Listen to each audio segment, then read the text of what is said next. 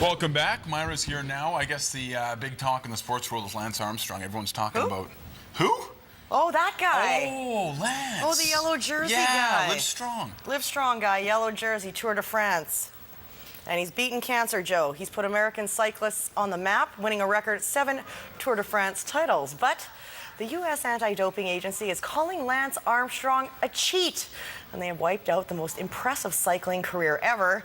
Today, they stripped Armstrong of his 14-year cycling career, 7 Tour de France titles, and banned him from the sport for life. 7 coming up. Armstrong has always proclaimed his innocence and has never failed a drug test, but after retiring last year and declining to enter the USADA's arbitration process, his last option, the governing body viewed that as an admission of guilt. More than 10 former U.S. Postal teammates were prepared to testify or provide evidence that Lance did use performance-enhancing drugs. Armstrong called the USADA investigation an unconstitutional witch hunt before going on to issue this statement. There comes a point in every man's life when he has to say enough is enough. I've been dealing with these claims that I cheated and had an unfair advantage in winning my 7 tours since 1999. The toll this has taken on my family and my work for our foundation and me leads me to where I am today, finished with this nonsense. Well, Nike is sticking by Armstrong, saying that they will continue to support his foundation. Since 2004, Nike has helped Live Strong raise over $100 million and created the Live Strong yellow wristbands that became a global phenomenon with over 84 million bands distributed. Today, Victoria cyclists weighed in on Armstrong's tarnished legacy. Eric Dearton started cycling a year and a half ago. You ever watch Lance Armstrong? Yep. And he's not convinced that Lance Armstrong took performance-enhancing drugs. He's passed hundreds of doping tests, and now they're still trying. It's like they're hunting him down, trying every way to get him. His coach at the Victoria Academy of Cycling, Steve Lund, is not as confident. Between 1999 and 2005, the years that Lance Armstrong won the Tour de France, doping was cycling's dirty little secret. There definitely have been a lot of guys that in those tours that Lance won that have subsequently tested positive, the guys that were in 2nd, 3rd, 4th, 5th position. So, maybe they shouldn't strip him of his titles because, who are they going to give it to? They're going to go down to 10th place in some of the races. The U.S. anti-doping agency erased Armstrong's 14-year cycling career and his 7 straight Tour de France victories from the record books. And they're asking the International Cycling Union to do the same.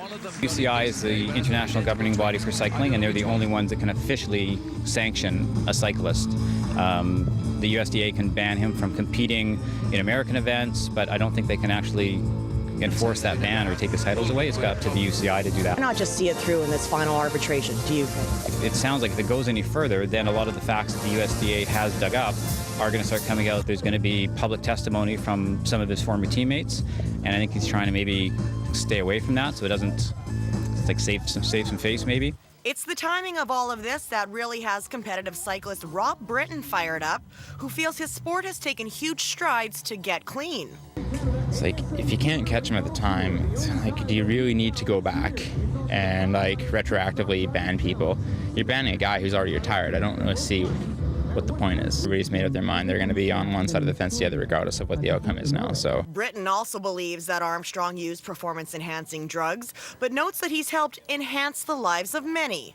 The Lance Armstrong Foundation has raised close to $500 million. It's like, name me one other professional athlete in the history of time that's done 1/10 as much as he has. It's like there's no real price you can put on hope, right? The Live Strong Foundation has done so much for so many people, and just hope that it doesn't change too much. But attitudes have changed, especially among cycling's youth. And lessons have been learned from the tarnished legacy of Lance Armstrong. It's not really fair and doesn't really count. Gotcha. So no drugs for Eric? Nope. Never. BCHL exhibition action hits Bear Mountain Arena tonight. The Wanda Fuke Arena tonight as the Grizzlies and Capitals are set to tangle. Cowichan Valley coaches will be watching their players closely with training camps still in session. Just 8 players are returning from last year's team that finished a point out of second in the Coastal Conference. They got snuffed out by the Surrey Eagles in Game 7 of their first-round playoff series. Veterans like 20-year-old winger Kyler Bruce will be expected to show some leadership in guiding the new faces. But both players and coaching staff are excited about this team's potential. A lot of young talent, real skilled guys, a couple pretty hard-working guys, so things are looking good. It's pretty exciting. We're looking for people that want to be a part of our organization. Like I said earlier, the doors have opened for some players and the doors have closed for other players, and a lot of that has to do with the attitude, the competitiveness that they come in with. And like I say, there's going to be some surprises here, but that's what training camps are for. The Capitals will make further cuts after tonight's exhibition game at the Wanda Fuca Rec Centre and tomorrow's tilt against the Alberni Valley Bulldogs. They hope to shave the number of extra players down to a dozen heading into the remaining 3 exhibition games and will ice the official team prior to the start of the regular season on September 8th against the Trail Smoke Eaters.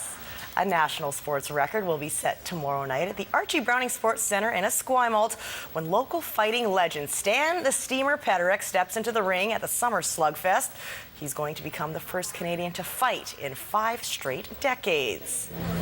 171. Yes, here he is, the man, the myth, the main event. Weighing in this afternoon, Joe Perkins is going to have to hit up a few more body pump sessions if he wants to look like this at age 53 or at age 24. Stan spent a grueling 2 months training in Thailand where he dropped 40 pounds to get back down to middleweight. Tomorrow he'll tangle with 35-year-old Tracy Hubert from Kamloops. Tracy used to live in Victoria, and during that time he spent time sparring in Stan's gym, so the two know each other quite well, but friendships have no place inside the ring.